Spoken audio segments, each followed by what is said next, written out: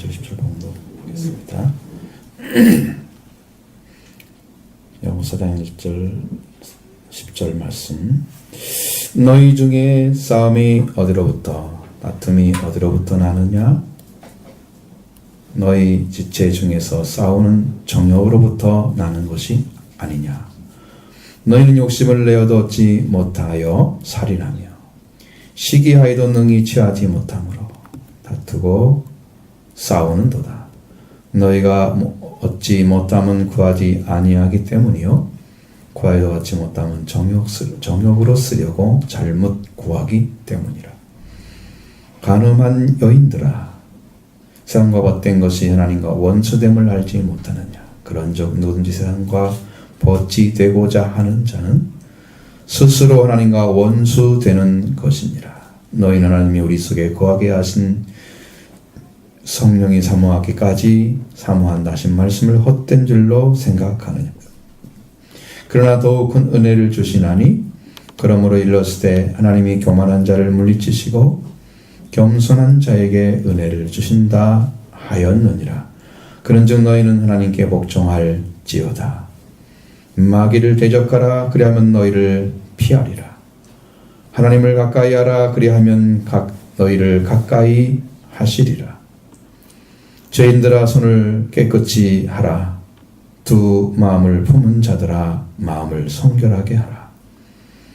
슬퍼하며 애통하며 울지어다. 너희 웃음을 애통으로, 너희 즐거움을 근심으로 바꿀지어다. 주 앞에서 낮추라. 그리하면 주께서 너희를 높이시리라. 아멘.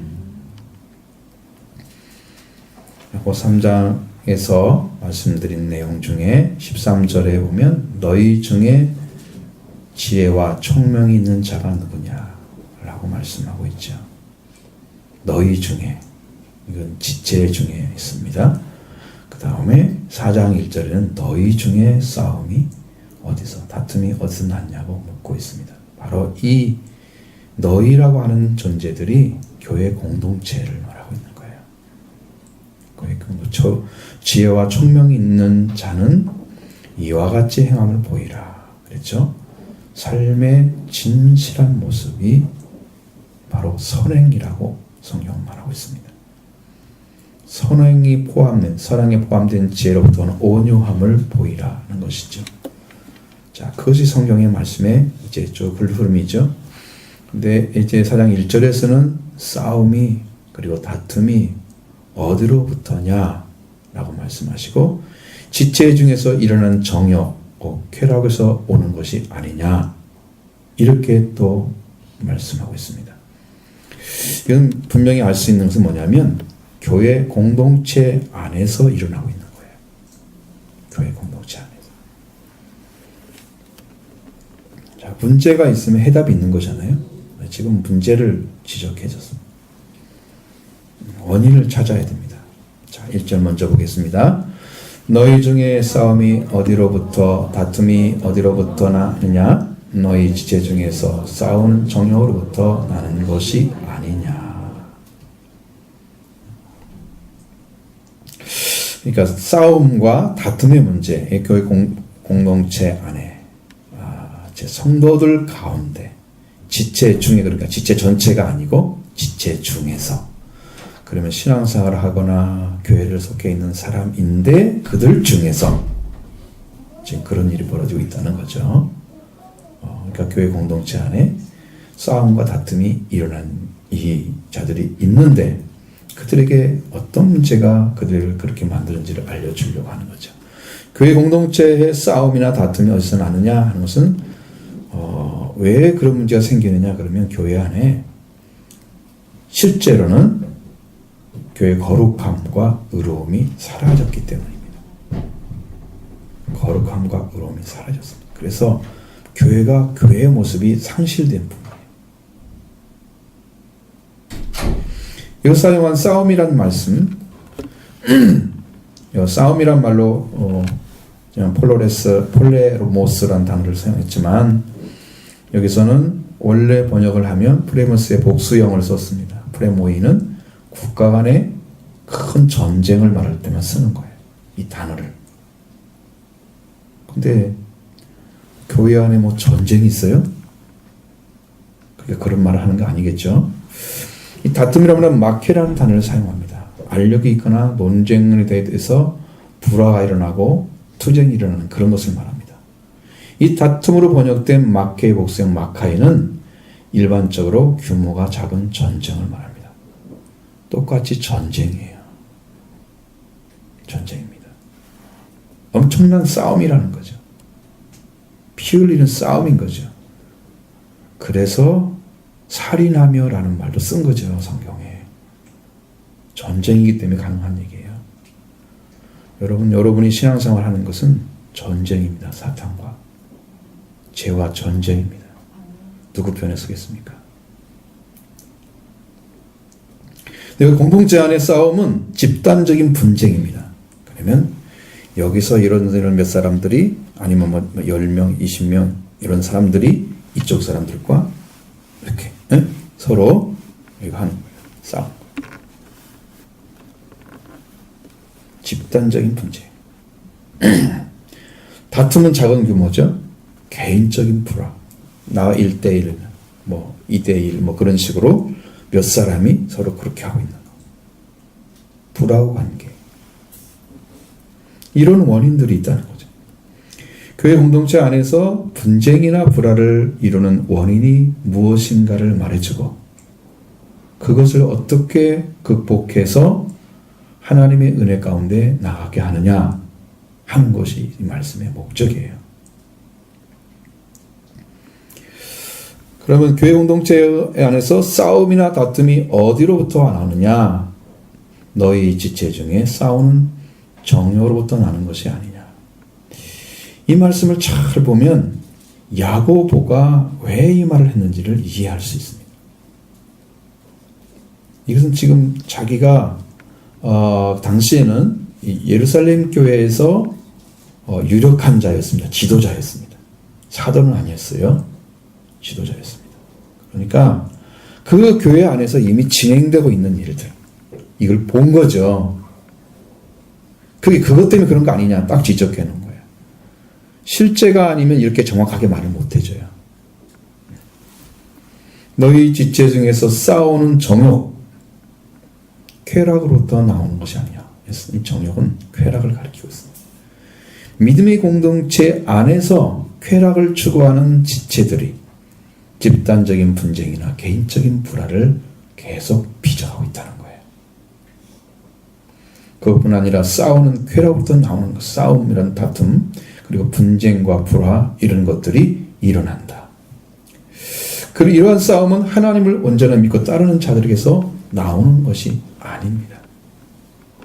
이 쾌락의 주무대가 4절을 보면 세상이 벗됐다고 하는 말씀으로 대변해 주고 있습니다. 그러면서 욕심을 내어도 얻지 못하여 살인하며 시기하여 등이 취하지 못하고 다투고 싸운다고 말씀합니다. 2절 상반절을 보겠습니다. 너희는 욕심을 내어도 얻지 못하여 살인하며 시기하여도 능히 취하지 못함으로 다투고 싸우는도다. 아멘. 자, 첫 번째로 너희 욕심을 내어도 얻지 못하고 살인한다. 여기에서 원어로 보면 그렇게 되어 있습니다. 너희가 간절히 바라도 얻지 못하여 살인하며. 욕심이란 말로 안 쓰고 간절히 바란다는 거예요. 욕망이죠, 그것은. 욕심보다는 욕망입니다. 뭔가를 찾고자 해서 그걸 간절하게 바라고 있는. 그 바라는 것이 뭐겠어요? 쾌락을 추구하는 거죠. 쾌락을 얻어내지 못했다는 거죠. 간절히 바라다. 그러니까 살인까지 하는 전쟁이기 때문에 살인이 가능한 얘기예요. 그의 공동체 안에서 소속되어 있습니다. 쾌락을 추구하는 자들이 얻어내지 못한 것이 쾌락이었습니다. 그러니까 하나님 안에 들어가서 쾌락을 누려야죠. 천국의 쾌락을 누려야죠. 천국의 기쁨을 찾아야죠. 즐거움 얻어내야죠. 그래서 항상 감정이 평화의 감정이 있고 사랑의 감정이 있고 하나님께로부터 온 은혜 받은 자로서 기쁨의 감정이 한번 존재하죠. 요 안에 있습니다. 이걸 놓고 살아야잖아요. 이 쾌락을 누려야잖아요. 근데 세상의 쾌락을 찾는 거죠. 두 번째로 공동체의 지태 중에서 얻고자 하는 시기하여도 얻고자 하는 그것을 얻고 싶어서 시기하여도 능히 취하지 못하고 쾌락을 완전하게 취할 수 있는 방법이 없다는 거예요. 자, 인간의 감정 속에서 미움과 시기의 원인이 뭐냐? 그것이 여러분 교회나 어떤 사회를 파괴시키는 무익한 정욕입니다. 인간이 가지고 있는 거예요. 더 교회 공동체를 파괴하는 악입니다. 거룩함만 추구한다고 하면 여러분 교회가 거룩함을 입으려고 하면 말씀과 성령으로 구분된 사람이어야 돼요. 일반적인 성도들은 거룩함을 추구하여 나가지 못합니다. 거룩함을 추구해 나가야 되는데 그걸 가지지 못하기 때문에 못 나가는 거예요. 그래서 교회 공동체를 파괴하는 거예요. 그걸 가지고. 이렇게 미워해도 시기에도 쾌락은 채워지지 않기 때문에 다투고 싸우는 거예요. 세 번째로 보면. 여기에 1절에 마케아와 같은 불화를 말하고 있습니다. 다툰다는 거. 싸운다는 거. 그리스도인들 사이에 벌어지는 다툼을 싸운다고 표현했습니다. 여기는. 좀 다르죠? 앞에서 말씀하고. 서로에게 감정이입을 시켜서 다투는 것입니다. 마치 원인이 저 사람에게 있는 것처럼. 하나님을 구한 것이 아니고 세상의 쾌락을 구하면서 그랬죠. 이렇게 간절히 바라도 얻지 못하고 미워하며 시기하여도 능히 취하지 못하고 다투며 싸우고 있는 그것은 하나님께서 원하시는 것을 구하지 않은 것입니다. 세상의 쾌락을 추구하고 있는 것이죠. 이렇게 구하여도 얻지 못하는 것은 정욕으로 쓰려고 잘못 구하기 때문이라고 말씀하고 있습니다. 2절 하반절부터 3절 봅니다. 너희가 얻지 못하면 구하지 아니하기 때문이요 구하여도 받지 못하면 정욕으로 쓰려고 잘못 구하기 때문이라. 아멘. 기도는 무기입니다. 권세입니다. 믿는 자에게만 주는 특권입니다. 불신자들이 하나님께 기도하겠어요? 하나님 알지도 못하는데 믿는 사람만 하죠? 여러분 제대로 구하게 되면 주십니다. 주시는 거죠. 왜냐하면 하나님께서 약속해 놓았기 때문에 구하라 주실 것이요. 준다고 그랬죠? 약속대로 안 이루십니까? 그럼 구하라 이것도 명령이고 주시는 건 하나님의 약속이에요. 그렇죠? 그러니까 우리가 해야 될 일은 구하는 거예요. 구하는 것이 얻는 방법입니다. 기도의 중요성을 강조합니다. 그런데 더 중요하게 다루는 것은 구하여도 받지 못함은이라는 단어이죠. 구하는 것이 없는 사람은 구할 것이 없는 것이죠. 구하지 아니한다는 것은 여러분 심령이 가난하지 않다는 거예요. 하나님을 필요하지 않다는 거죠. 하나님의 도움보다 세상의 것들로 만족하고 있다는 거죠. 그러니까 구할 것이 없는 거예요. 다른 걸로 대체가 되기 때문에 말씀을 무시하는 거예요. 그런 태도는 하나님 앞에 불순한 태도입니다. 불진실한 것입니다. 그러나 간구하고 진실하게 찾아서 구하고 살아가는 것 같지만 그 구함이 얻지 못하는 것은 정욕으로 쓰려고 잘못 구하기 때문이라. 여러분 기도도 잘못하는 게 있다는 거예요. 성경이 얘기하는 것은 잘못 구했다고 말씀하고 있는 것은 기도도 잘못 구하는 게 있다는 거죠. 신앙이라는 세계는 여러분 들어가야면 가서 보면 그 내용이 달라요. 밖에서 보는 거하고. 이렇게 해서 살면 내 삶을 내가 꾸려가면 되겠구나 하고 믿음의 어떤 자기 생각을 가지고 왔지만 말씀에 들어와 보니까 내가 삶은 거하고 전혀 달라. 내가 삶의 계획과 전혀 달라. 하나님이 구하라는 것도 달라. 전부 달라. 이걸 다 바꾸지를 않는 거죠. 그냥 자기 방법대로 기도하는 거죠.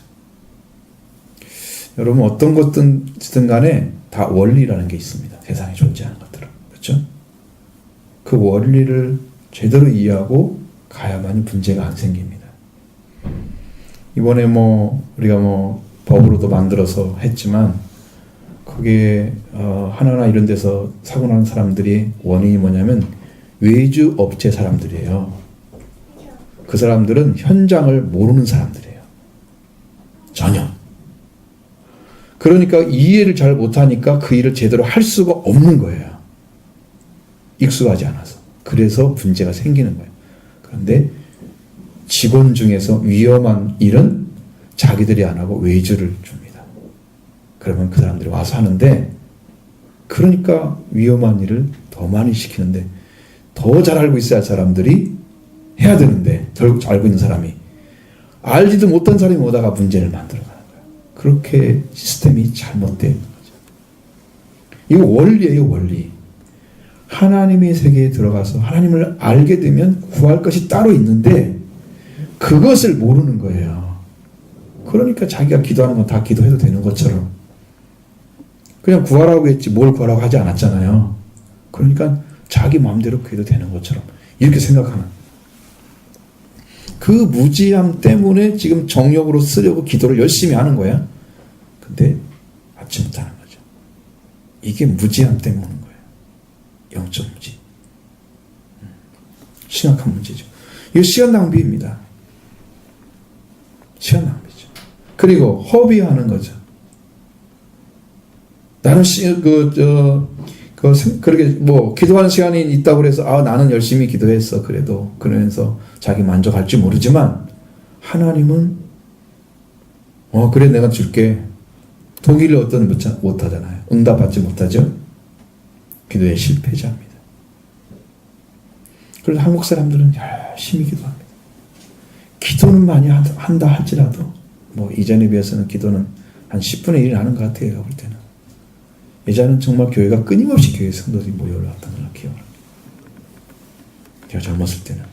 이렇게 기도하는 않는 것은 기독교가 세워져도 능력이 없다는 거예요. 세상 탓하는 것이 아니라요. 세상 탓이 아니라 여러분이 기도가 사라졌기 때문에 세상이 이렇게 악해진 거예요. 반대로 생각하셔야 돼요. 그렇게 기도를 안 해요. 그런데 기도를 안 하면서 또 기도하는 것도 잘못 가르쳐가지고 정욕의 기도를 하면 하나님이 들을 리가 없잖아요. 잘못된 기도를 하고 있으면서 그걸 교정해주면 딱 고쳐야 되나요? 이것도 안 받고 의식세계도 실패자가 되는 거죠. 잘못 구하는 건 기도를 들어준다는 것은 거짓된 신이 주는 것입니다. 마귀나 그렇게 하죠. 왜? 잘못된 것 구해서 더 잘못되게 해야 되니까. 그러니까 그런 기도는 그 마음에 있는 것은 성령의 역사가 아니라는 거죠. 그런 기도를 하는 것은 성령이 말하는 기도가 아니에요. 편협한 판단을 가진 존재의 중보예요. 하나님은 그런 기도에 응답하지 않는다는 것입니다.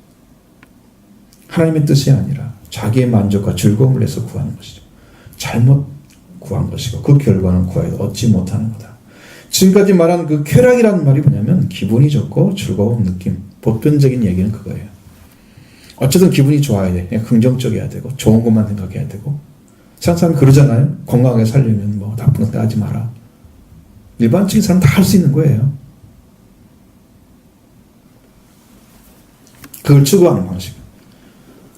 그런데 그걸 가지고 있다고 그래서 그 사람이 육신의 만족이 조금 더 많을 거 시간이 좀 흘러가면 더 사라질 거지만 그러나 지나고 나면 그건 남는 게 없는 순간에 불과한 쾌락을 위해서 살아가는 거예요. 심리학적으로는 뭐라고 써있냐? 쾌락이란 말은 감정의 만족입니다. 욕망의 충족에서 오는 유쾌하고 즐거운 감정. 내 욕망이 다 채워지니까요. 굉장히 기분이 좋은 거예요. 잘 사는 사람들의 업된 그 분위기 있잖아요. 자기 막 기분이 만족하고 막 사람들 위에 이렇게 지배하는 좀 사람들 그랬죠. 그런 감정들 다 이게 쾌락을 추구한 사람들이 아니고 그런 감정이 아니에요. 성경이 말하고자 하는 쾌락이라는 의미, 영적인 의미는 그게 아니에요. 이 원어를 보면 너희가 가지지 못함 아니함은 요구하기 아니했기 때문이요 요구해도 받지 못하면 쾌락을 쓰기 위해서 잘못 구하기 때문이라 이렇게 말씀하고 있습니다. 그러니까 목적이 사람의 쾌락이라면 이 사람은 이미 하나님을 떠난 삶을 살고 있는 거예요. 하나님 자기 목적을 이루는 자로 만들어 가고 있는 것입니다. 내 심부름 좀 해주세요. 하나님 이것 좀 해주세요. 저것 좀 해주세요. 주세요. 그것만 하잖아요. 한국 교육인들은. 안 되기 때문에 해달라고 하는 것도 맞는 건데 근데 드리는 기도 눈물을 드리고 마음을 드리고 가슴을 치며 죄를 회개하며 드리고 그런 기도가 드리는 기도가 적고 달라는 기도가 너무 많아. 그렇죠? 자, 그래서 하나님의 주신 말씀에 의해서 구하는 게 아니라 교회 공동체의 이루는 자들이 구하고자 있는 것은 이러한 기도를 통해서 자기 만족을 얻으려는 거다. 이런 말씀을 하고 있는 것입니다. 자, 이렇게 쾌락을 추구하는 자들을 향해서 하나님은 그들을 부를 때 간음한 여인들이라고 말하고 있습니다. 4절 보겠습니다. 간음한 여인들아 세상과 벗된 것이 하나님과 원수됨을 알지 못하느냐. 그런즉 누구든지 세상과 벗이 되고자 하는 자는 스스로 하나님과 원수되는 것이니라. 아멘. 이미 간음한 여인들이에요. 그죠? 간음한이 아니에요. 하는이 아니에요. 지금 진행이 아니에요. 이미 끝난 거죠. 하나님과 관계가 안에서. 자, 그래서 교회는 그리스도의 신부 아내라고 그러잖아요. 그것처럼 여성으로 나오잖아요. 그러니까 여기도 여인들이라고 하는 것은 교회를 가리키기 위해서 한 말씀이죠. 간음하는 것은 남녀가 있어야 다 가능한 거예요? 혼자만 가능합니까? 못하죠. 그러니까 그리스도가 있어야 할 자리에 하나님이 있어야 할 자리에 세상이 있는 거예요. 상대가 있어야 하잖아요. 자, 하나님께 속해 있다고 하면서 또 세상과 짝을 하고 있는 자들입니다. 하나님의 사랑을 입으면서 세상을 쫓아 세상의 것들을 따라가는 자들.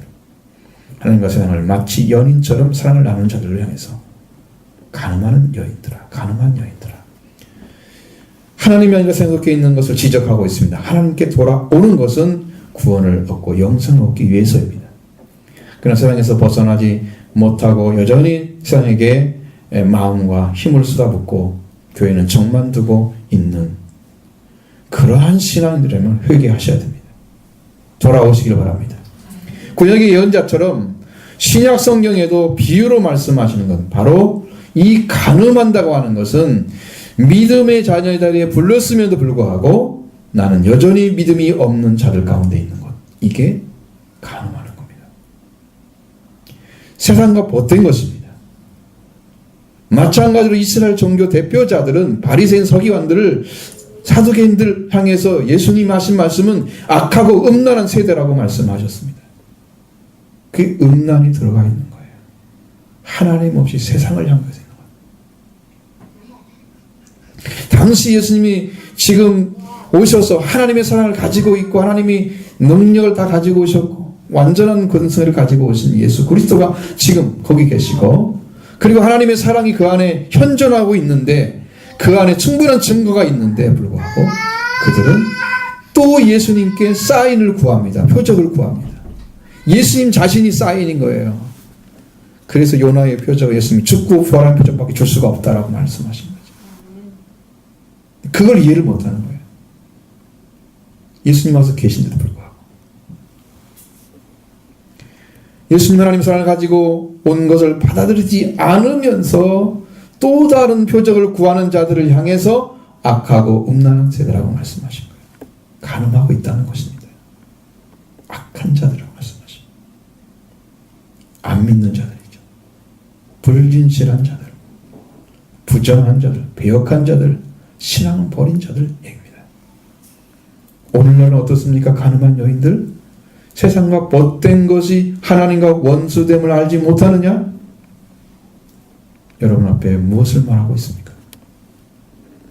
이 말씀이 가늠한 여인들, 즉 그리스도 안에 된 교회들이요, 세상과 친구된 것이 아니고 원수됨을 알지 못하느냐라고 말씀하고 있지 않습니까?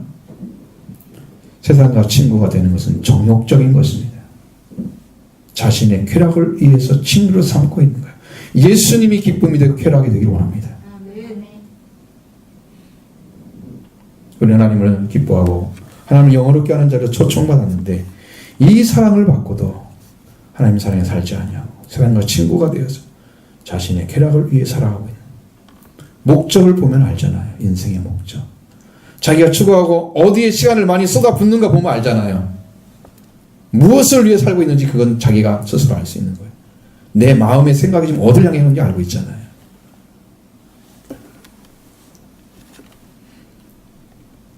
그래서 예수님은 세상이 너희를 미워해도 너희는 이상하게 생각하지 말라. 하나님께 속해 있으면요, 우리가 원수가 되어져요. 세상과 짝을 할 수가 없다는 얘기예요. 예수님 뭐라고 증명했어요? 너희를 미워하는 것이 아니라 나를 미워하는 거다. 네가 내게 속했기 때문에 나를 미워하는 거야. 그럼 세상이 나를 미워하는 자리에 서야 맞는 거지. 세상과 짝가는 자리에 서면 안 되죠. 이게 말씀이 좀 반대 위치라는 거예요.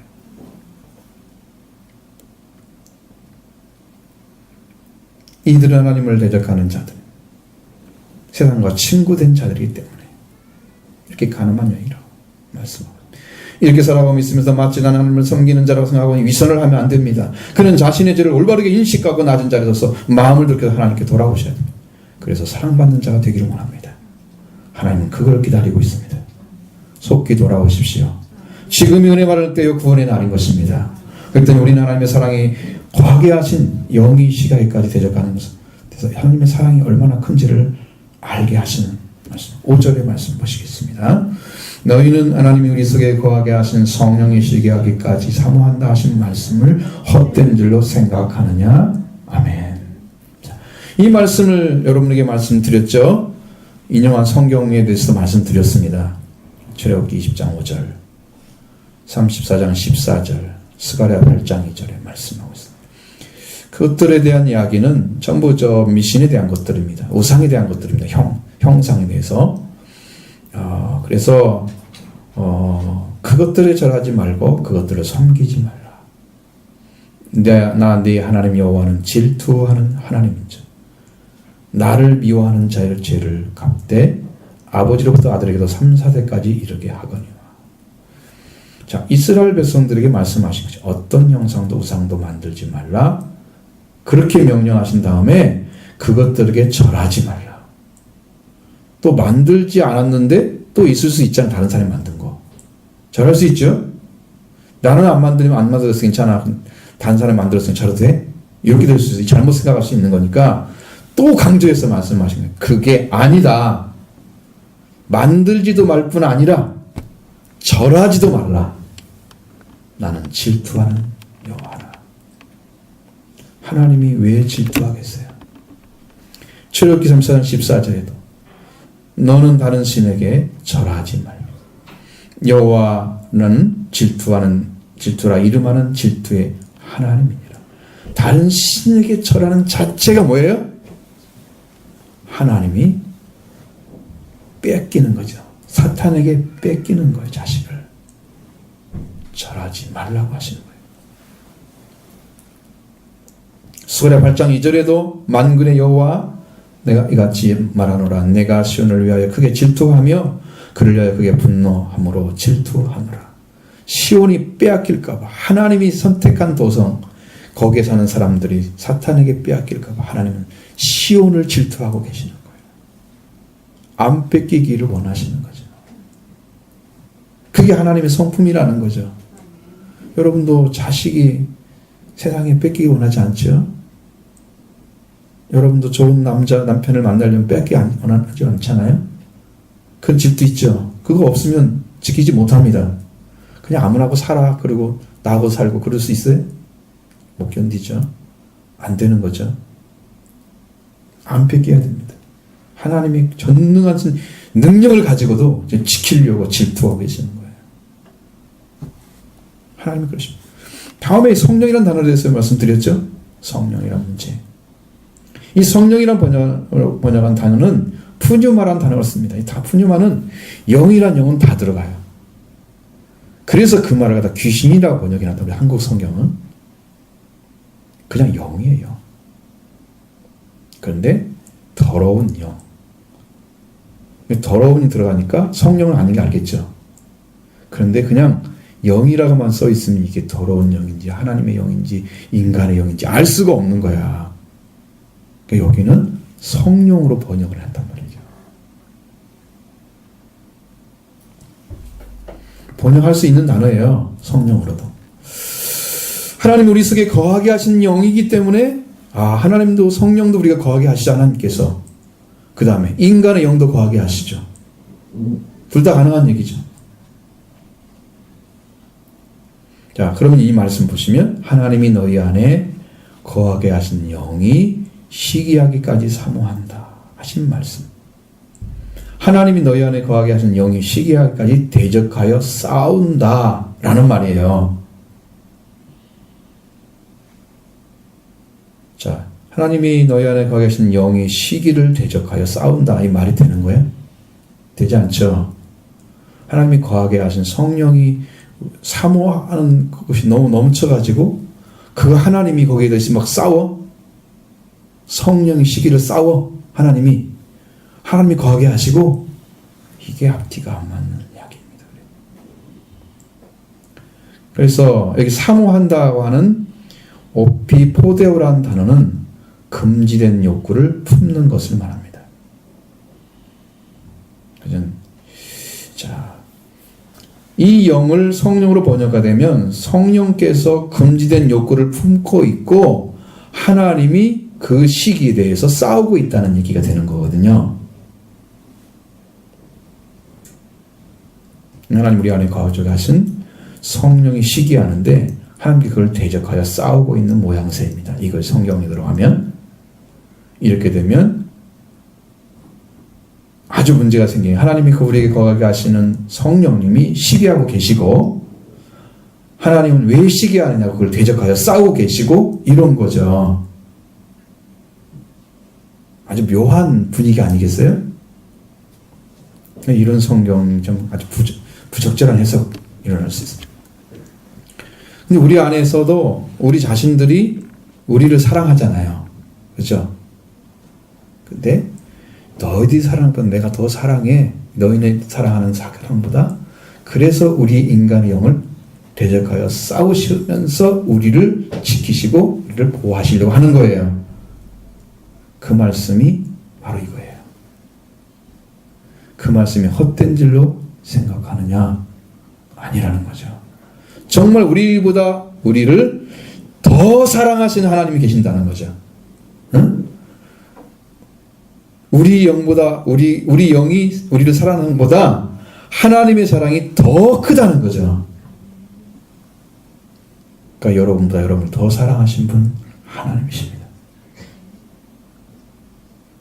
여러분은 모르지만 더 사랑하고 계신다 생각하세요. 믿으세요. 그게 성경 말씀. 그게 가능한 거예요. 이 질투라는 단어를 쓴 것처럼 성경에 출애굽기 20장 5절이나 34장 14절이나 스가랴 8장 2절에 질투는 하나님 나타나고 있죠. 이렇게 우리를 질투하고 계시는 거예요. 우리를 잃어버리지 않기 위해서. 근데 여러분은 하나님의 질투의 대상이라고 하시면 돼요. 왜 안 뺏기려고? 세상에 안 뺏기려고. 이거 헛된 거 아닙니다. 실제입니다. 실제. 우리보다 우리를 더 사랑하시는 하나님.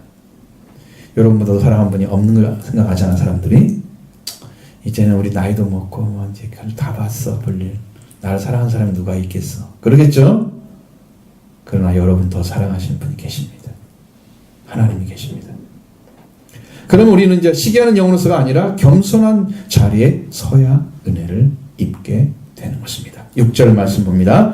그러나 더욱 큰 은혜를 주시나니 그러므로 일렀으되 하나님이 교만한 자를 물리치시고 겸손한 자에게 은혜를 주신다 하였느니라. 아멘. 시기하는 영으로서가 아니고 겸손한 자가 되어 더 큰 은혜를 받는 자가 되라 라는 거죠. 더욱 큰 은혜를 주신다. 하나님이 교만한 자를 물리치시 겸손한 자의 은혜를 입으신다. 이 말씀은 잠언서 3장 34절을 인용한 것입니다. 이걸 그대로 들으시면 이해가 잘 될 거예요. 잠언 3장 34절에는 그는 거만한 자를 비웃으시며 진실로 그는 거만한 자를 비웃으시며 겸손한 자에게 은혜를 베푸시나니.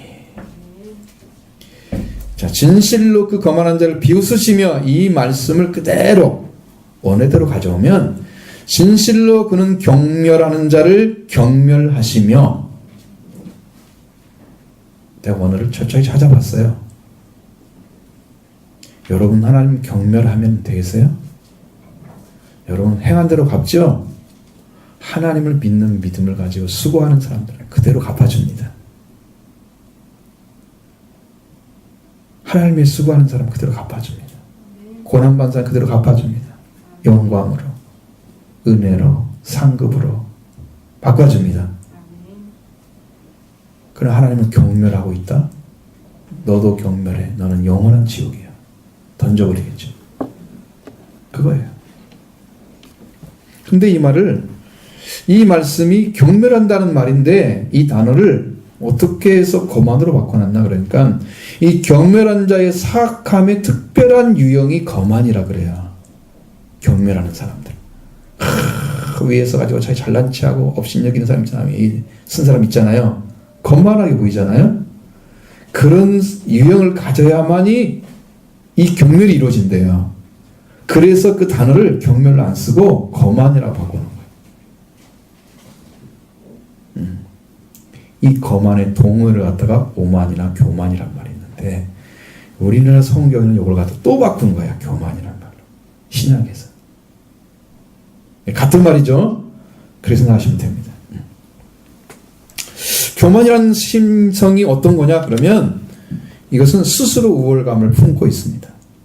여러분 높아져 있는 거죠. 하나님 앞에 겸손해야 되려면 높아지면 안 되겠죠. 높아져 있는 거예요.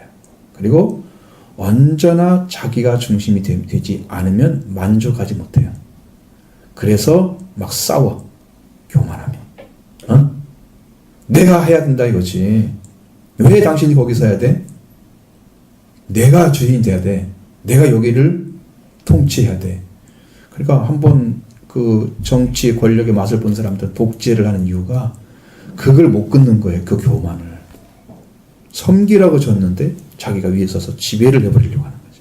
그게 교만이에요. 못 끊는 거예요. 내가 중심이어야 돼. 누구? 다 쳐버려. 그냥 죽여. 독재가 되는 거지. 그렇게 들어가면 다음에는 이 교만입니다. 이 교만을 하나님은 그냥 놔두지 않고 대적한다는 거예요. 누구하고 맞서려고 그래? 마귀가 맞섰죠. 예수님하고 하나님하고 쫓아냈죠. 자기 주의를 떠나서 하나님의 위치를 넘본 존재가 마귀였어요. 그래서 그 지위를 떠난 존재를 영원한 불에 던져버린 거예요. 교만한 자는 맞서십니다. 하나님과 맞으면 그냥 갈 데가 없어요. 물러가야 돼요. 멸망을 받습니다. 절대로 하나님 받아들이지 않는다는 거죠. 교만한 자랑 대할 때는 자기 중심이 되어 하나님도 자기 밑에 놓으려고 그러죠. 하나님도 자기 마음대로 움직이게 하려고. 여러분 겸손한 자의 마음을 들으시고 움직이시는 거예요. 자기를 깨트리는 기도를 들으시는 거예요. 교만하게 자기 거 이뤄달라고 막 발버둥 치는 사람 기도 듣는 게 아니에요. 그러니까 그는 대적하는 존재가 되고 하나님 물리쳐버린다. 그런 말씀을 하고 오겠습니다. 그러나 겸손한 자에게 은혜를 베풀어 주시는 거예요. 겸손이라는 것은 이게 이제 한자적인 의미가 아니고 성경적인 의미. 겸손이라는 게 뭐냐? 하나님 앞에서 자기 자리를 자각한 사람들이 가질 수 있는 거예요. 자기 죄를 자각한 사람. 나는 죄인이 아니야. 그럼 평균적으로 내가 세상 사람들과 뭐 봤을 때 비교적 도덕적으로 문제가 없어. 그러니까 죄는 짓지 않았어. 그렇게 생각하잖아요. 도덕적인 죄로 죄를 안 짓는다고 구원이 이루어집니까? 하나님이 말하는 죄는 원죄를 가리키는 것입니다. 그 원죄 해결하지 못하면 자범죄 가지고도 자범죄를 지어도 문제가 생기는데 원죄를 짓고 난 사람들 안 해결하지 않으면 아무 문제도 해결되지 않습니다.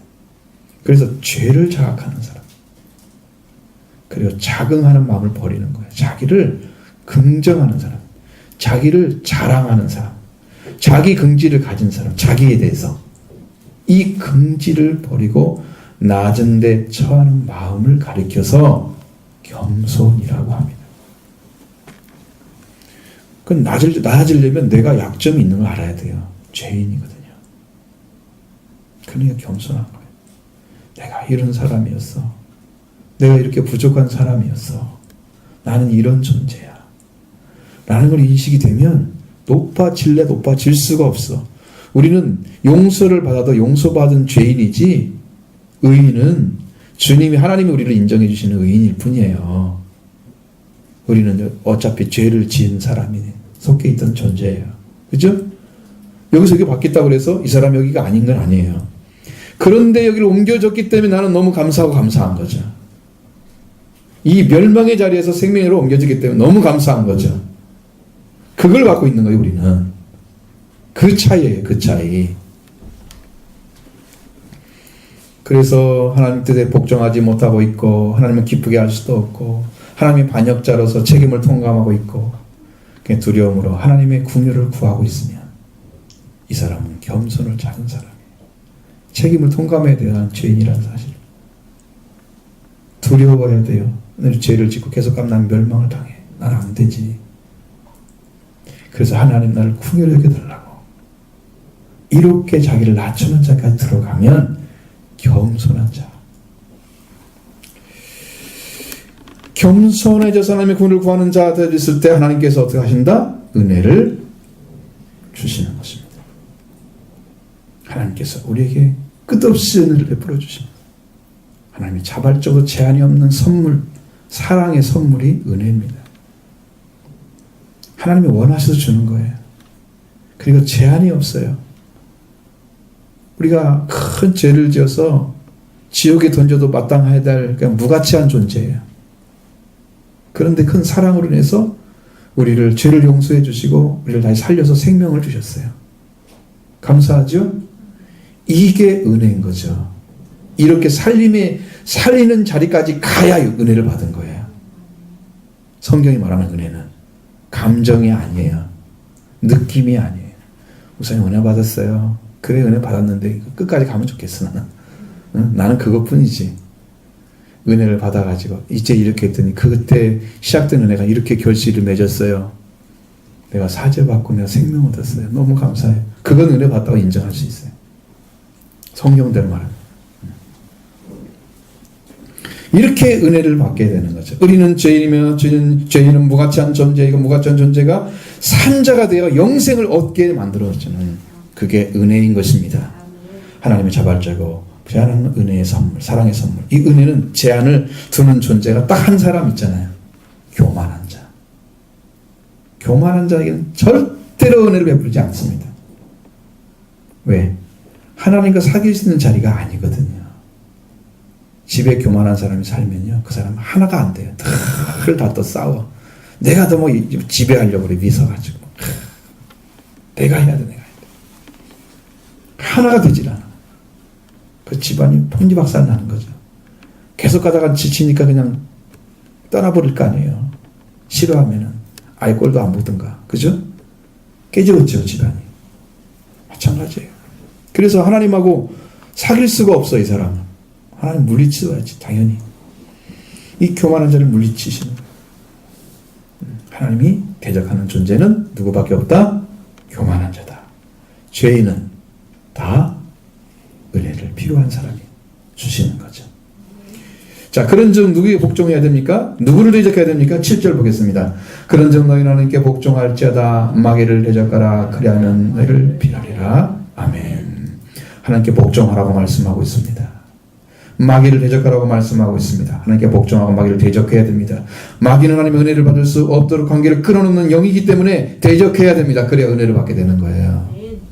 마귀가 그대로 있는데 여러분들이 그 마귀와 싸움에서 지고 있으면 그 끈을 잇는데 실패하는 거예요. 마귀를 못 이기고는 기도를 못 하는 거예요. 그래서 대항하는 자리에 서라는 거죠. 그리하면 너희를 마귀가 어떻게 할 거다? 너희에게서 도망가리라. 피하리라는 말씀은 도망간다는 얘기죠. 마귀를 대적하지 않는 자는 마귀에 속한 자가 되는 거예요. 그렇게는 죽음으로 끌고 가요. 대적하지 않으면 마귀의 친구죠. 하나님의 영은 대적합니다. 마귀를 대항하죠. 친구하고 싶지 않아요. 악한 영인 걸 알기 때문에. 근데 그것도 구분이 안 되면 그냥 따라가는 거죠. 우리가 세상과 친구들에도 죽게 될 것입니다. 마귀를 대항하고 하나님께 복종해야 됩니다. 마귀는 하나님을 대적하는 영입니다. 그리고 하나님을 믿는 자들을 대적하는 영이죠. 그래서 마귀는 끊임없이 우리를 괴롭힙니다. 와서 기도하지 못하게. 여러 가지 방식으로 괴롭히는 거죠. 하나님께서 하나님을 믿고 복종하는 자들을 향해서 마귀를 대항하라 하신 거예요. 그래야만 그가 도망가리라. 하나님께 복종하는 자리에 서고 마귀는 대항하는 자리에 서라는 거예요. 우리 이 마귀를 대항하고 저항하는 하나님께 복종하는 자인 것을 믿습니다. 이 말씀과 같이 하나님은 더욱 큰 은혜를 주시는 분이시고 교만한 자를 대적하시는 분인데 겸손한 자에게 은혜를 베푸시고 저와 같은 이렇게 낮은 자리에 자인 것을 깨닫고 겸손해져서 여러분 우리와 저와 함께 은혜 받기를 원합니다. 하나님께 복종하고 마귀는 대항하시기 바랍니다. 그럼 여러분 마귀는 반드시 여러분 도망칠 것입니다. 할렐루야. 자, 그러면 가까이 할 것이 무엇인가 보십시오. 18절의 말씀 봅니다. 하나님을 가까이 하라. 그리하면 너희를 가까이 하시리라. 죄인들아 손을 깨끗이 하라. 두 마음을 품은 자들아 마음을 성결하게 하라. 아멘. 하나님께 복종하고 마귀를 대적한 자들에게 하나님을 가까이 하라고 명령합니다. 하나님을 가까이 하는 것이 뭘까? 친교하고 아주 친근하게 사귀는 것을 말하는 것이죠. 자, 이사야서 55장 6절 7절의 말씀 안에 그것이 있습니다. 그 말씀의 답이 하나님이 가까이 있는 길이 뭐냐?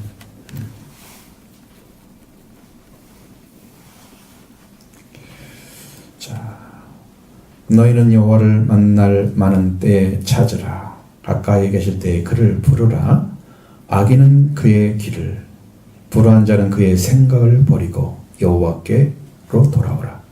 그러면 그가 긍휼히 여기시리라. 우리 하나님께 돌아오라. 그가 너그럽게 용서하시리라. 여호와를 만날 많을 때에 찾으라. 이스라엘 백성 향해서 말씀하고 있습니다. 이 만날 많은 때가 언제일까요? 바로 이 말씀을 듣는 지금입니다. 아직도 하나님께서 말씀하고 있을 때가 만날 만한 때입니다. 유다 백성들이 아직 나라를 잃기 전에 이스라엘을 보내서 말씀하고 있는 때가 여호와를 가까이 할 때입니다. 그 시간인 거예요. 지금 여러분에게 말씀이 오고 있다면 지금 하나님을 가까이 하는 시간인 것이죠. 지금 하고 있어야 됩니다. 하나님께 여러분을 찾고 계시기 때문에. 그래서 가까이 계실 때 부르지. 역시 말씀을 하고 있을 그때에 부르는 거예요.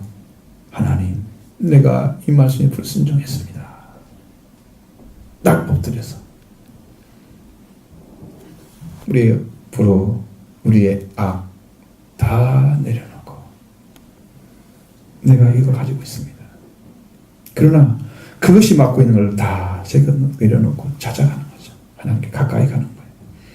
그 시간에 그곳에서 하나님을 부르라고 말씀하고 있습니다. 여기서 부르시기 바랍니다. 본문에서는 하나님을 가까이 하라고 하고 말씀하지 않고 하나님에게 가까이 하라. 여러분 이게 대격하고 역격하고 달라요. 근데 이건 잘못 해석한 거예요. 이 대격으로 해석한 거예요. 역격으로 돼 있어요. 하나님에게 가까이 하라 그래요. 여러분 하나님을 여러분 어떻게 해야 돼요? 친밀하게 사귀라 그런 거예요. 하나님에게, 하나님을 이렇게 못해요. 우리는 그것은 하나님에게는 할 수 있어요. 그렇죠? 우리 하나님의 동격이면 하나님 알 수 있겠죠? 성령님이 하실 수 있는 일이야. 그것은 우리가 할 수 있는 게 아니에요. 하나님에게 가까이 하라. 하나님과 친밀하게 사귀라. 그때 우리가 하나님을 받아주시면 하나님과 우리가 친밀한 사귐이 이루어지는 거죠. 가까이 하시리라. 여러분 가까이 하면, 여러분 남자는 가까이 하면 어떻게 결혼해야 되잖아. 그죠? 그런 거 비슷하잖아. 다는 아니지만 그것처럼 우리도 하나님을 가까이 하는 것은 그분에 있는 속성들, 그분의 은혜, 그분이 가지고 있는 뜻, 목적을 다 알게 되는 거지. 그래서 하나님과 관계 안에 들어가는 거예요. 그럼 우리를 가까이 하셔서 필요한 것들을 제공해 주시는 거예요. 친교되는 거죠. 친밀하게 사귀는. 이렇게 되시길 바랍니다. 죄인들아 손을 깨끗이 하라고 명령하십니다. 죄인들은 아직도 세상의 쾌락을 찾고 있는 자들을 향해서 죄인들이라고. 세상을 즐기며 하나님을 떠난 마음으로 그는 쾌락을 중요하게 여기며 삶을 영위하고 있는 자들입니다. 이 세상의 것을 지금 이렇게 떠나라고. 두 마음을 품은 자들은 하나님을 향한 마음을 가지고 있고 세상을 향한 마음도 가지고 있는 자들이죠. 하나님을 사랑하는 마음도 있고 세상을 향한 마음도 있습니다. 냉정하게 보면 이게 두 가지를 하고 있다는 것은요, 저는 분명히 보입니다. 영적으로는 닫혀 있고요, 하나님에 대해서. 육적으로는 세상에 대해서 열려 있는 사람들이에요. 그게 보여요, 눈에. 영적인 부분이 보여요.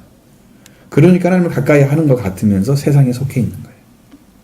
두 개를 함께 섬기기가 어려워요. 사람은 마음이 하나이기 때문에 둘을 섬기기가 어려워요. 어렵습니다. 하나를 더 중요히 여기거나 하나를 가볍게 여기거나 분명히 그 차이가, 정도가 확실하게 차이 나야 돼. 그래야 내 마음 편안해요. 둘 다 똑같이 마음 쓸 수가 없어요. 이쪽도 해야 돼, 이쪽도 해야 돼. 이렇게라 못해요. 한쪽에 치우쳐 있게 돼 있어요. 확실하게. 그래서 하나님은 재물과 하나님을 겸하여 섬길 수 없다고 이야기하는 것입니다. 해보시면 알아요. 안 되는지, 되는지. 이렇게 분명하게 세상에 열려져 있고 하나님께 닫혀져 있는 마음. 이게 두 마음을 품은 사람이에요. 그들을 향해서 하나님만을 섬기는 마음을 회복하라. 그게 성결하게 하라는 뜻입니다.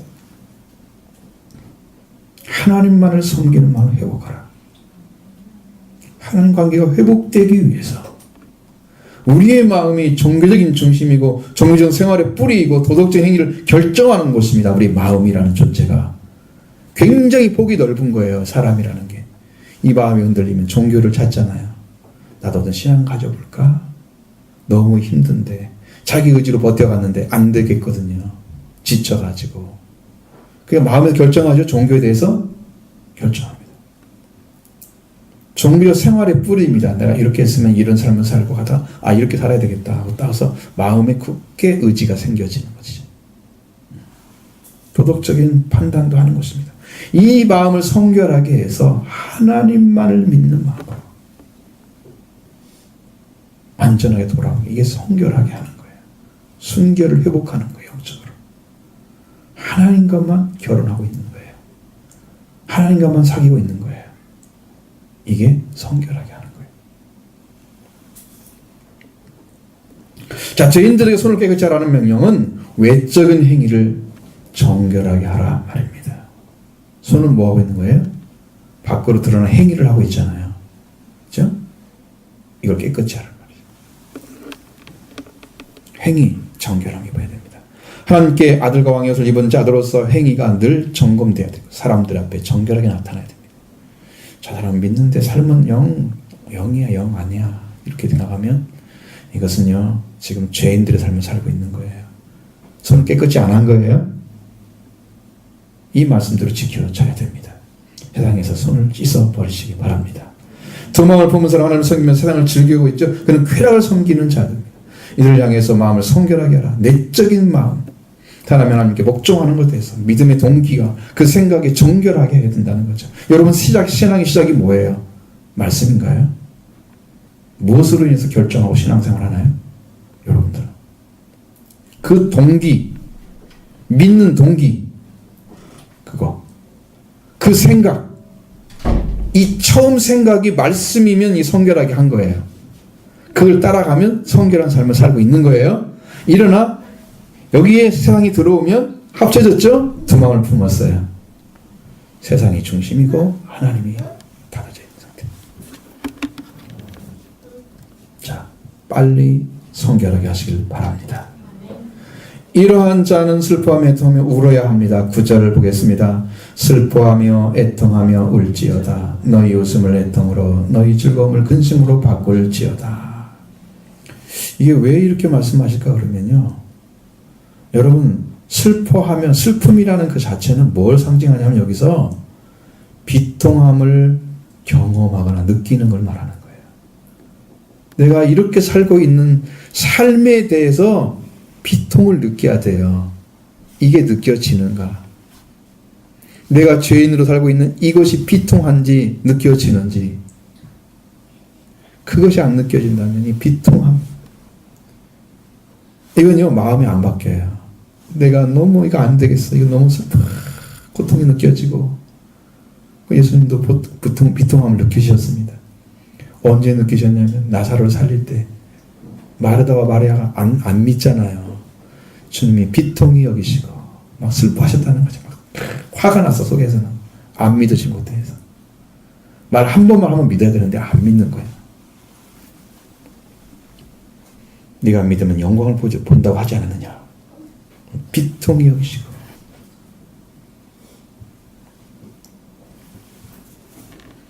자, 비통함이 있어야 회개할 수 있는 마음이 있습니다. 그래야 회개가 일어납니다. 내가 서 있는 자리가 이렇게 하나님 앞에 불순종한 자리에 서 있는데 그것을 모르고 웃고 있으면 되겠습니까? 그래서 애통하며 울지어다. 장차 때늦은 후회를 하면서 통곡하지 않기 위해서 지금 울 것을 야고보는 권면하고 있는 거예요. 지금 우는 자가 복이 있는 거예요. 지금 울어라.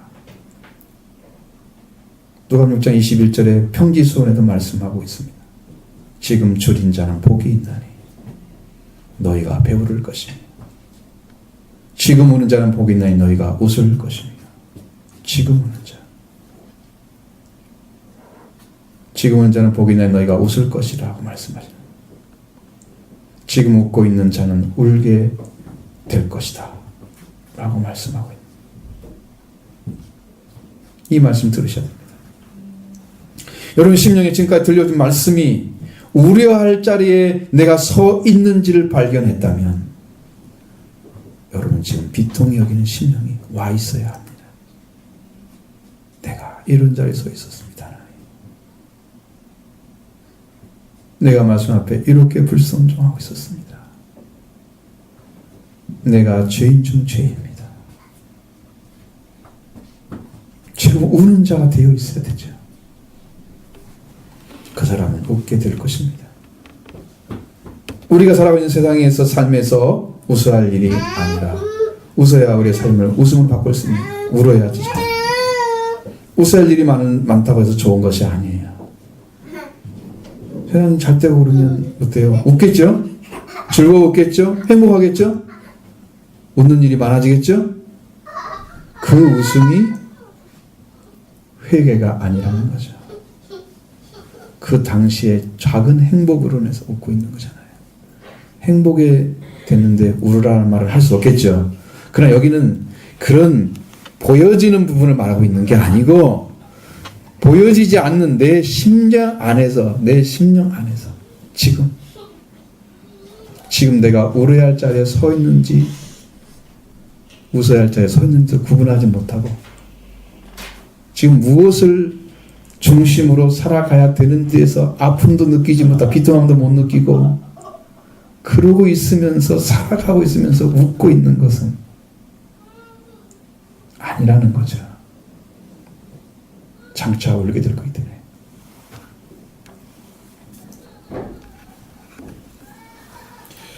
그래서 지금 웃음은 하나님으로 말미암아 웃는 웃음이 아니고 세상을 통해서 세상이 족한 것들 통해서 웃고 있는 웃음은 그 사람은 울게 될 것입니다. 지금 애통하고 울어야 한다고 말씀하고 있습니다. 우리가 살아가는 시간을 회개와 겸손하게 나가는 회개의 삶으로 살아가라고 말씀하고 있는 거예요. 그게 겸손한 자리에 서 있는 것이고, 그게 은혜를 받는 자리에 서 있는 것이고, 그래 슬퍼하며 애통하며 울지어다. 이 말씀이 너무 뼈아프게 들려오는 이유가 내가 그 자리에 서 있는데 내 마음을 못 느낀다는 거죠. 내가 슬퍼하지 못하고 있다는 거죠. 내 안에 감정으로 들어오지 않는다는 거죠. 심령이 통해하지 못하는 거죠. 지금 우리들은 웃음을 애통으로 우리의 즐거움을 근심으로 바꿔야 할 시간이에요. 장차 이런 일을 준비하지 못해서 주님 앞에 서게 될 때에 그때의 말씀을 순종할 거라고 하면 늦잖아요. 지금 이 자리에서 마음을 바꾸셔야 됩니다. 여러분의 웃음을 애통으로 바꾸십시오. 지금 즐거움을 근심으로 바꾸십시오. 이 근심은 우울이란 뜻입니다. 원래 우울해지란 뜻이 아니고 그런 심령으로 주를 향해서 나가라는 거죠. 주님, 내가 이 자리에 서 있는 주인입니다. 구약으로 말하면 이런 거예요. 죄를 뒤집어 쓰고 굵은 베옷을 입고 죄 가운데 앉아서 회개하는 모습 있잖아요. 그것을 신약적으로 말씀하신 거예요. 너는 그 자리에 있어야 되지 않니? 너는 슬퍼야 되지 않니? 지금 그 이야기를 하고 있는 거예요. 그걸 누가 가지고 있다고요? 지금 야고보가 말씀하시는 그 말씀을 듣고 있는 대상들이 그걸 가지고 있는데 그렇게 하라고 말씀하시는 거죠. 그런 마음이 여러분에게 들려지기를 원합니다.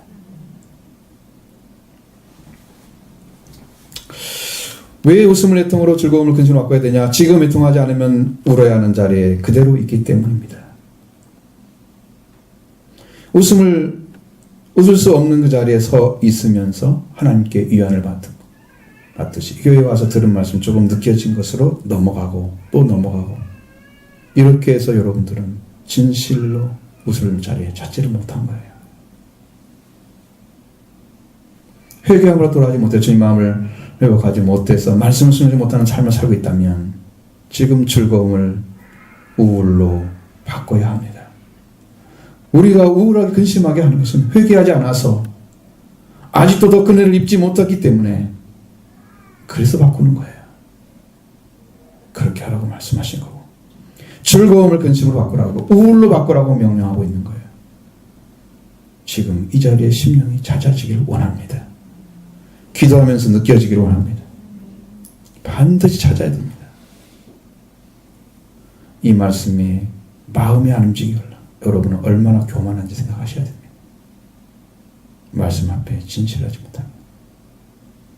이게 아픔이 오질 않아요. 아픔이 와야 되는 지금 이 말씀 때문에. 자, 마지막 10절 보겠습니다. 주 앞에서 낮추라. 그리하면 주께서 너희를 높이시리라. 우리는 더 은혜를 주시는데 그 은혜를 무한대로 제공받는 자는 겸손한 자입니다. 죄인에게는 은혜가 필요합니다. 그러나 모든 죄인이 다 은혜를 받지는 못합니다. 그 은혜를 받는 자는 겸손한 자뿐입니다. 그렇기 때문에 주 앞에 낮추어야 된다. 우리가 겸손한 자리, 낮은 자리에 있다면 제스처를 취해야 되겠죠. 내가 겸손하게, 분명하게 이런 자리에 있습니다 라고 라는 것을 표현해야 되겠죠. 해야 됩니다. 하나님의 은혜를 받아야 할 자이면 하나님의 은혜를 받는 자리에 내려와 있어야 됩니다. 그게 낮추는 거예요. 내가 받는 자여야 하는 게 맞는데 그 자리를 못 찾고 있다. 그러면서 웃고 있다. 빨리 웃음을 눈물로 바꿔야 됩니다. 울음으로. 그거예요. 투망을 품고 있어요. 그러면서 울지 않고 있다. 낮추지 않았어요. 투망을 품고 있으면서 하나님만 기뻐하지 않고 세상을 기뻐하면서 살고 있다. 애통하며 울어야 됩니다. 슬퍼하고. 이런 신으로 돌아가는 것이 주 앞에 낮추는 거예요. 웃음을 애통으로 바꾸시고 우리의 즐거움을 근심으로 바꾸는, 그래서 하나님의 무한대한 사랑을, 은혜를 주시는 그 은혜를 주님이 가지고 오셨잖아요. 그것을 여러분이 주기 위해서 주 앞에서 낮추라. 그렇게 말씀하고 우리 주님이 목전에서 낮추라 하는 거예요. 앞이란 말은 목전이에요. 눈앞이에요. 수동태로 되어 있습니다. 낮추어져라. 너희는 주 앞에서, 주님 앞에서 낮추어져라. 무엇을 낮추어야 됩니까? 낮추어져야 됩니까? 낮추어지는 사람은 낮은 자인 것을 깨달은 사람이에요. 죄인인 것만 깨달으면 낮은 자가 돼요. 겸손한 자가 돼요. 그러면 그 사람이 천국에서 큰 자죠. 마태복음 18장 1절로 4절의 말씀 안에 그 말씀을 가르쳐 줬습니다. 그 가운데 4절에 보면 누구든지 이 어린아이와 같이 자기를 낮추는 사람이 천국에서 큰 자라고 말씀하고 있습니다. 낮추는 자. 낮추는 자 되는 천국에서 큰 자. 제자들이 물어봤죠? 예수님 안에 어린아이 세워놓고 얘기합니다. 너희가 돌이켜 어린아이 같지 않으면 천국에 들어가지 못해. 결단코 천국에 들어가지 못하리라. 그냥 말씀하신 게 아니에요. 분명하게 어린아이 자리를 찾아야 된다는 거예요. 그리고 누구든지 어린아이와 같이 자기를 낮추는 사람이 천국에서 큰 자야. 지금 너희들이 큰 자가 아니야. 아웅다웅 싸우고 있는, 한 사람도 이해 못하고 용서하지 못하는 그런 마음 가져온 사람이 큰 사람이 아니야.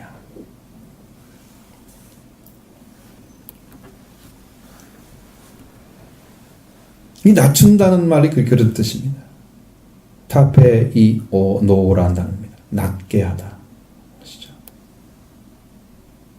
평평하게 하다, 천하게 하다, 세 가지 뜻을 가지고 있는데 어린아이들이 왜 낮추느냐 그러면 어린아이들은 실제로 내가 더 낮은 사람이 돼야 됐구나 이 생각해서 낮추는 게 아니고 어린아이는 자기가 실제로 얼마나 낮은가를 알고 있다는 거예요. 그래서 그걸 깨닫고 있기 때문에 높아질 수가 없는 거예요. 죄인이 그렇게 하더라고요. 죄인이면 아무리 많이 은혜를 입어줘도 나는 낮춰야 될 사람이야. 은혜만 필요한 사람이야. 나의 공로로 천국에 갈 수가 없어. 그래서 낮추는 거야. 나는 주님이 구원해 줘야만 갈 수 있는 자야. 그러니까 그 앞에 낮추는 거야. 그걸 깨닫고 있는 사람이 바로 주 앞에서 낮추는 자입니다.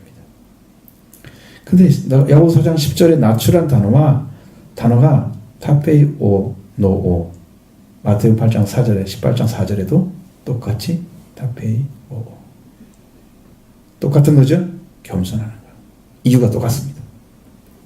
낮춰져야 되는 거예요. 이렇게 해서 여러분들이 세상과 원수된 일을 이제는 멈추시기를 바랍니다. 끝내시기를 바랍니다. 하나님과 원수된 자리에 서지 마십시오. 은혜를 받는 자리에 서시기를 바랍니다. 하나님께 복종하시고 하나님과 친교하는 자리로 돌아오십시오. 우리의 주인이신 예수 그리스도 앞에 낮은 자리만 깨닫고 낮추십시오. 그럼 여러분 주님께서 은혜를 높여주실 것입니다. 어떻게 높여줄까요? 여러분의 죄 가운데 있는 여러분들, 죄이 아니라 의인으로 돌아오게 하십니다. 죄 가운데 사망을 가지고 멸망한 자들이 영광을 받는 생명의 자리로 옮겨주십니다. 영생을 주십니다. 이게 높아지는 거예요. 낮추면 멸망의 자리에 서 있는 사람을 멸망이 아니라 너는 영생 얻은 거야. 죽음에서 다시 일으켜 세우시는 거예요. 부활을 주시는 거예요. 이게 높이시는 거예요. 이렇게 높아지면 천국에서도 높아집니다. 높아졌죠? 우리는 그냥 들어가 있습니다. 그 영적인 축복이 약속되어 있습니다. 여러분 이 말씀에 순종해서 승리하기를 바랍니다.